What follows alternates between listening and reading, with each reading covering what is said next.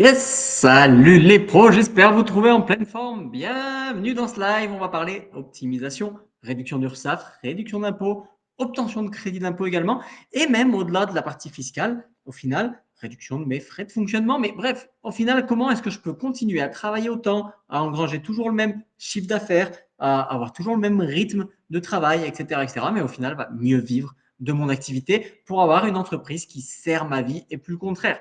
Hashtag live si vous nous suivez en live, hashtag replay si vous nous suivez en replay. Et aujourd'hui, autour de ce thème de l'optimisation, on va parler de quelque chose qui va plutôt toucher les micro-entrepreneurs parmi vous. Pardon, parce que on a beaucoup de questions de vous en ce moment qui nous dites mais comment est-ce que c'est possible d'avoir, vous avez vu les résultats, 9% d'URSSAF, 14% d'URSSAF sur son chiffre d'affaires, etc., etc.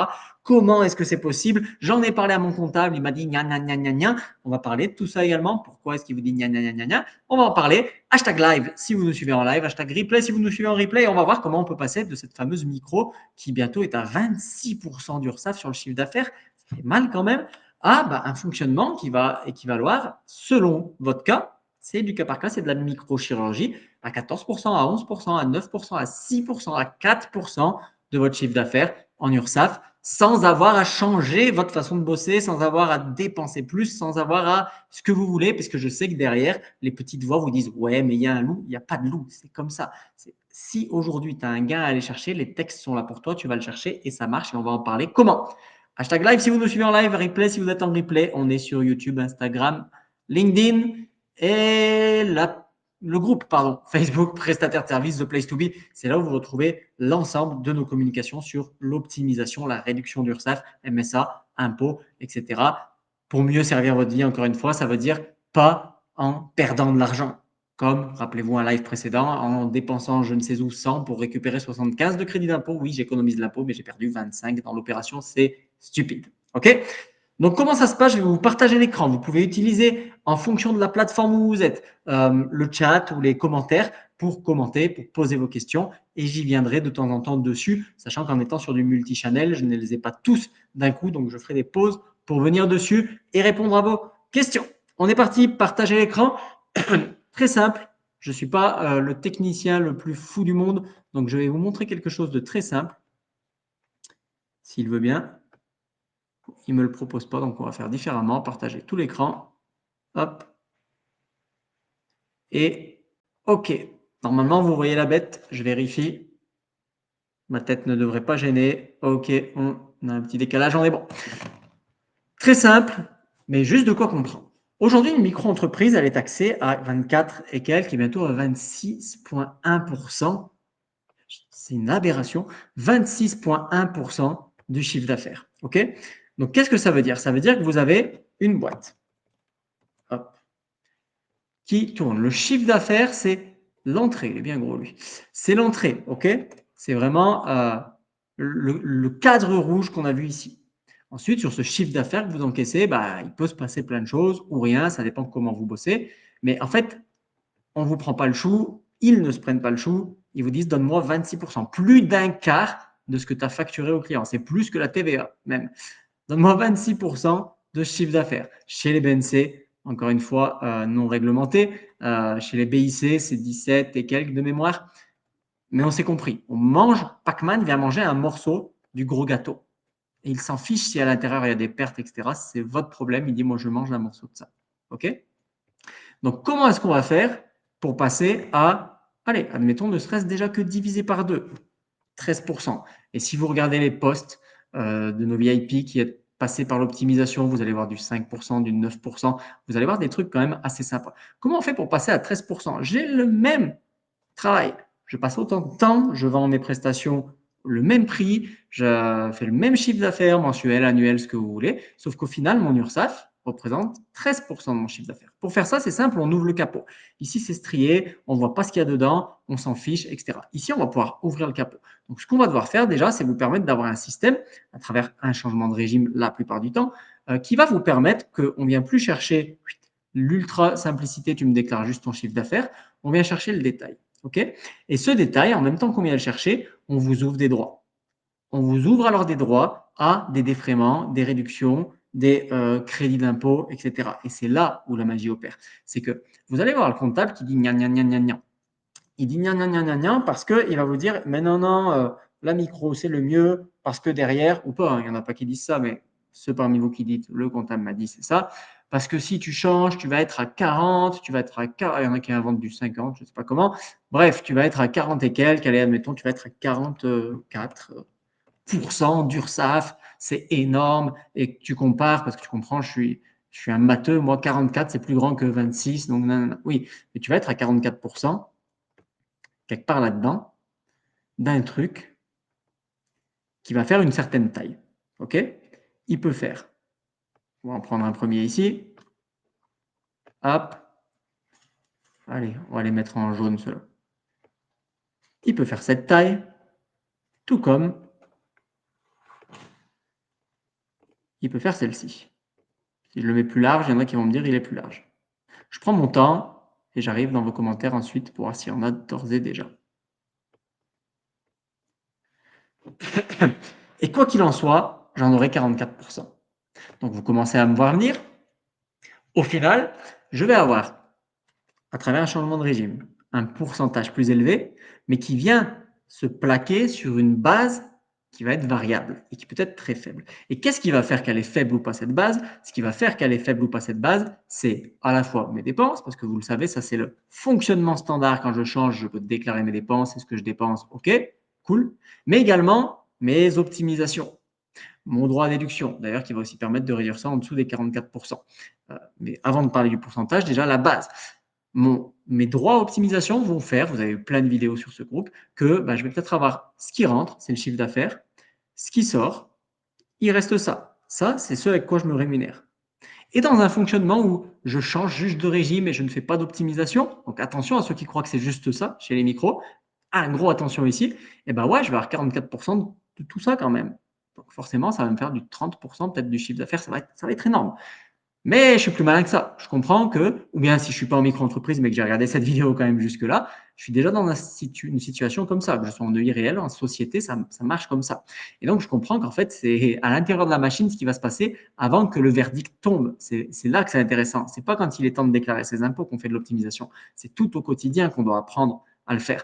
Et donc là, je vais aller chercher des droits à déduction. Par exemple, par rapport à mes déplacements, oui, c'est vrai que je vais en clientèle, je me déplace. Ah, en fait, tu as beau avoir ça sur les comptes, tu vas te rémunérer avec ça, tu vas être taxé que sur cette partie-là. OK. Ah, mais aussi, tu utilises en ce moment même, quand tu regardes ce live, de l'Internet, du chauffage, de chez toi, etc. C'est personnel, alors que tu l'utilises pour ta boîte. Ah, tu vas avoir un défraiement en plus, tu vas descendre là.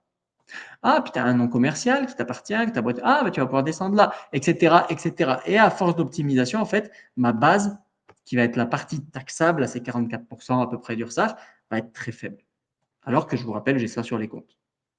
OK? Ça, c'est la première chose. La deuxième chose, c'est que les lois finances passent, il y a un petit peu de mouvement, donc je m'y attarde un peu moins dessus puisque ça dépend des années. Mais on a un petit peu chaque année à des endroits des choses qui vont faire qu'on n'est pas à 44, qu'on est à 37. Par le passé, on pouvait être à 30% de cette petite chose-là. Mais on va pouvoir bouger ce standard également de loi finance en loi finance en fonction des avantages qu'on va pouvoir nous accorder. Donc au final, je vais avoir quelque chose de supérieur à 26,1%, mais qui va se baser sur quelque chose de tellement inférieur que je vais me retrouver avec 13% de mon chiffre d'affaires. La seule différence, c'est que j'ouvre la boîte, ensuite je mets mes process en place, j'automatise, je mets un petit peu d'IA dedans pour que moi, à la fin, en tant qu'entrepreneur, je n'ai qu'à bosser comme avant, faire mon chiffre, nanana, tout ce qui se passe, les rouages à l'intérieur qui normalement sont la complexité qui fait fuir, etc.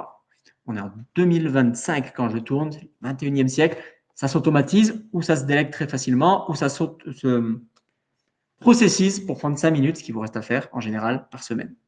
Point. Et je me retrouve avec du 13% de mon chiffre d'affaires. En fait, je me retrouve avec du 44% ou du 40% de cette petite chose, mais en euros purs, ça va me faire 1000 euros, là où ça me faisait 2000 euros. Donc j'ai 2 fois moins qu'avant d'URSSAF, j'ai 13% de mon chiffre d'affaires. Ce qu'il faut regarder à la fin, c'est combien d'euros vous dépensez. Parce que le pourcentage, on lui fait tout dire. Ce qu'il faut regarder à la fin, c'est combien d'euros, je fais exprès de répéter, vous dépensez. Et mettez-le en rapport à votre chiffre d'affaires. On pourrait faire le fonctionnement inverse, savoir si, OK, pourquoi je ne redeviendrai pas micro-entrepreneur? Je regarde simplement aujourd'hui combien je paye d'URSSAF en euros. Je rapporte ça à mon chiffre d'affaires, je vois si ça fait plus de 26%. Ça, c'est que pour la décision liée à l'URSSAF. Il y a plein d'autres points qui peuvent faire que vous preniez la décision ou pas d'opter pour une micro. J'en connais assez peu. Une fois qu'on a une activité qui tourne, en général, elle n'est pas rentable. Et si on ne cherche pas la rentabilité, on n'est pas entrepreneur en général. Mais bon, il pourrait y en avoir d'autres. En tout cas, il y a d'autres choses à regarder, surtout pour si je ne suis pas micro, qu'est-ce que je suis? Ok, il y a d'autres choses à regarder. Je vais venir sur vos commentaires, il faut que j'y pense. Mais pour autant, ça pourrait marcher de la même façon. On doit comparer des choux avec des choux. On ne doit pas comparer quelque chose qui s'applique sur un calcul en ratio du chiffre d'affaires avec quelque chose qui s'applique sur un calcul en ratio d'un bénéfice fiscal. Encore plus s'il y a de l'optimisation qui s'est mise dedans. Donc, on doit comparer deux choses comparables. C'est pour ça qu'on ramène ça au chiffre d'affaires pour voir que, bah ouais, en fait, c'est bien moins. Et on pourrait faire l'inverse, comparer au bénéfice fiscal et dans ce cas, prendre nos 26% d'URSSAF sur le chiffre d'affaires, combien ils font d'euros, ces euros les ramener à mon chiffre d'affaires, moins mes dépenses, moins ce qui m'a coûté de me déplacer en nature, etc. Et voir que ça fait peut-être 60%. Mais il faut comparer le comparable. Et en fait, c'est comme ça qu'on peut obtenir des situations où je n'ai pas besoin d'ouvrir une société, parce que je sais que ça fait peur au micro de ça aussi. Pas besoin. Je n'ai pas besoin de faire un chiffre d'affaires. En fait, les calculs le montrent. Avec votre situation, vous pouvez estimer vous-même, avec votre chiffre, sans avoir à vous dire, il doit falloir faire un chiffre d'affaires monstrueux, il doit falloir. Non, faites le calcul pour vous. Les maths, ça de pratique, c'est A plus B. Non, c'est des lettres, mais c'est 1 plus 1 égale 2. Je veux dire, vous pouvez faire le calcul dès maintenant. Si c'est viable, go. Si c'est pas viable, pas go. Mais c'est comme ça qu'on obtient une situation où bah, on finit des années, vous en avez vu, finissent des années, ils étaient micro-entrepreneurs toutes leurs 5 dernières années peut-être, ils payaient 20 et quelques, et puis ça monte à 26% d'URSSAF sur le chiffre d'affaires, donc ils payaient des dizaines de mille peut-être, et là, bah, ils se retrouvent à payer 13%, 11%, 4% d'URSSAF ramené à leur chiffre d'affaires. Donc moins, parce que 4% sur le chiffre d'affaires, c'est moins que 26% sur le chiffre d'affaires. Là, on compare des choux et des choux. Donc tu payes forcément moins. Et ça se voit dans tes euros aussi. Et ça se voit dans les sourires de ces gens-là. OK? Yes, et bien justement, Virginie, j'ai anticipé, parce que ta question avait dû tomber avant, j'ai anticipé, bah oui, mais il faut faire un certain chiffre. Non, il ne faut pas faire un certain chiffre. Si tu fais moins de 6 000 euros, en général, ce n'est pas gagnant au niveau URSSAF. Tu peux avoir d'autres avantages à le faire, parfois, simplement parce qu'ensuite, il y a des minima. Tu vas faire moins, 6 000 euros à l'année, quoi. Tu vas faire moins, et de ce côté-là, bah, c'est vraiment lié au chiffre d'affaires, zéro, pas de charge, alors qu'ici, non, tu as des minima sur l'année. Tes minima sur l'année, c'est moins de 100 euros par mois, donc c'est 1200, ouais, 1200 à l'année. OK? Donc, si 1200 à l'année, on va calculer rapidos. Tu veux que ce soit mieux que la micro-entreprise, 1200 URSSAF à l'année, donc ça veut dire que 1200 doit faire 26% du CA ou moins. Donc si 1200 fait 26%, 100% divisé par 26, ça veut dire que tu fais 4615 de chiffre d'affaires à l'année. Dès lors que tu dépasses ça, tu es gagnant. En gros, si tu es en dessous de ça, à l'année, en chiffre d'affaires, ne fais pas les calculs, tu es perdant. Au-dessus de ça, au niveau URSSAF, tu devrais être gagnant. Et après les impôts, il y a plein de choses. Mais au niveau URSSAF, tu devrais être gagnant. Derrière, il y a tellement de choses que, c'est ce que je vous ai dit, vous commentez estimation. On a un outil automatique qui scanne tout pour vous dire, OK, ben, en fait, tu as des économies à faire ou pas. Tu mets ta situation. Là, je parle au micro-entrepreneur. Donc, micro-entrepreneur, ça te demande ton chiffre d'affaires, ta situation de famille, ta situation de logement, tout ce qui impacte ça, là. Situation de famille, de logement, etc., qui va impacter ce montant déclaré qui va être différent du montant dans tes comptes. Tu comprends la différence? C'est légal, c'est légal. Tu as un montant dans tes comptes, tu vas pouvoir le prendre, et pourtant tu te déclares moins. Et donc forcément, tu vas taxer sur moins. Peut-être que tu le fais déjà en micro, tu n'as pas le droit. Ici, tu as le droit, c'est légal. Parce qu'il ne faut pas déclarer moins n'importe comment, c'est selon tous les calculs qui vont se faire par la machine. Elle te fait les calculs, elle voit d'un côté, OK, dans ta situation, ce que ça donne, combien tu fais rentrer, combien tu dépenses, quelle URSSAF il y a, elle fait tous les calculs. De toute façon, tu n'as même presque pas besoin de nous dire si ce n'est ton chiffre d'affaires et tes dépenses, puisqu'après, c'est lié au barème. Elle va aller chercher. Puis la machine va chercher sur une URL, sur une société, à chaque fois avec les barèmes et l'URSSAF, alias, tic, tic, tic, tic, tic, tic, il y a un arbitrage qui se fait en automatique, elle trouve ta meilleure situation, elle te dit, il y a 7 000 euros de différence à l'année, tu es gagnant de 7 000 euros. Tu veux savoir combien de pourcents ça fait sur ton chiffre d'affaires, c'est une histoire, je vais être honnête, d'ego. De dire, ouais, j'ai réduit mon pourcent. Tu l'auras réduit si forcément tu gagnes de l'argent, c'est sûr. Mais savoir combien, on ne le calcule pas tout le temps nous-mêmes, parce que l'important, c'est les euros à la fin. Tu gagnes 7 000 euros. Tu commentes estimation, c'est gratuit, tu vas pouvoir faire ça. Il suffit de prendre un rendez-vous avec un membre de mon équipe pour qu'il te le débriefe.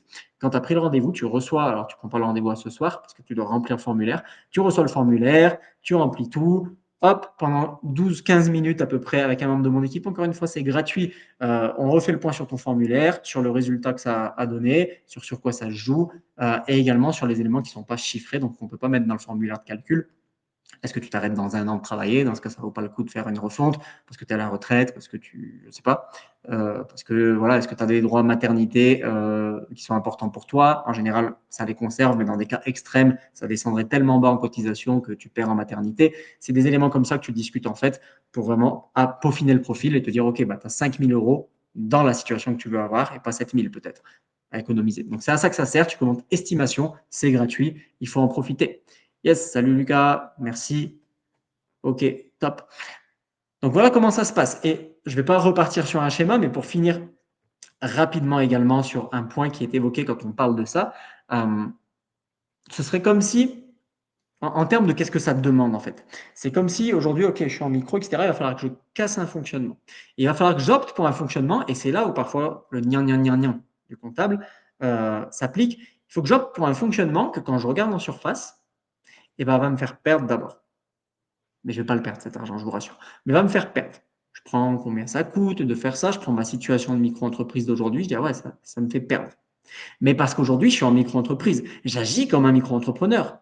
Donc je ne vais pas appuyer sur les boutons de défiscalisation. On est d'accord.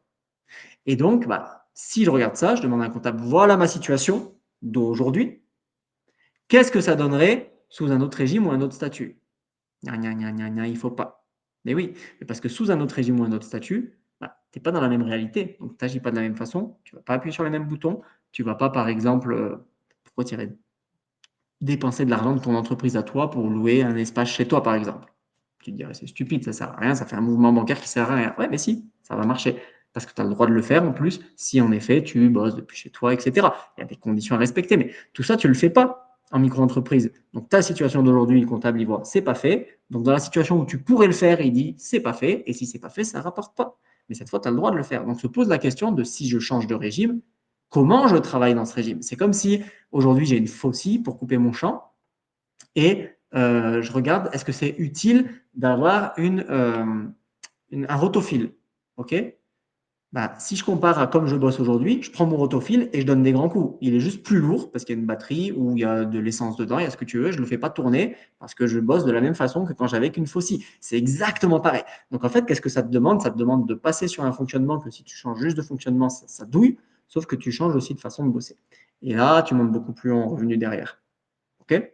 C'est un autre schéma que j'aurais pu faire, mais pour ceux qui se demandent en fait pourquoi on me dit des fois non, ça vaut pas le coup, c'est qu'on arrête la réflexion. Ah, je prends la situation d'aujourd'hui et je l'imagine dans un autre contexte. Mais dans un autre contexte, c'est une autre situation aussi. Et c'est ça qui fait qu'on peut avoir des discours complètement faussés quand on n'est pas câblé entrepreneuriat, mais quand on est câblé chiffres, papier, situation, qui est un print, une impression écran d'une situation, et je prends et je la calque ailleurs pour voir. Ah non, parce que si je me déplace, tout va changer en fait. La façon de faire va changer. C'est aussi pour ça qu'on fait de la formation et qu'on ne fait pas pour les gens. Parce que c'est à vous d'apprendre à faire. Vous devez driver cette entreprise, vous devez être maître de celle-ci. OK? Donc voilà comment on passe, cher micro-entrepreneur qui nous posait la question d'une situation à 26% de chiffre. J'ai du mal à le dire tellement ça fait mal de chiffre d'affaires à 13, 12, 9% d'URSSAF. Sur le chiffre d'affaires, tout simplement, on ouvre le capot, on pumpe la machine, on automatise, on peut refermer le capot et reprendre la même vie qu'avant. C'est le gros avantage. On n'a pas besoin d'avoir des actions répétées. Un grand coup de balai de printemps, on fait nos micmacs, on automatise ce qu'on peut avec l'IA, on processise le reste pour que ça prenne quasiment pas de temps et on est tranquille.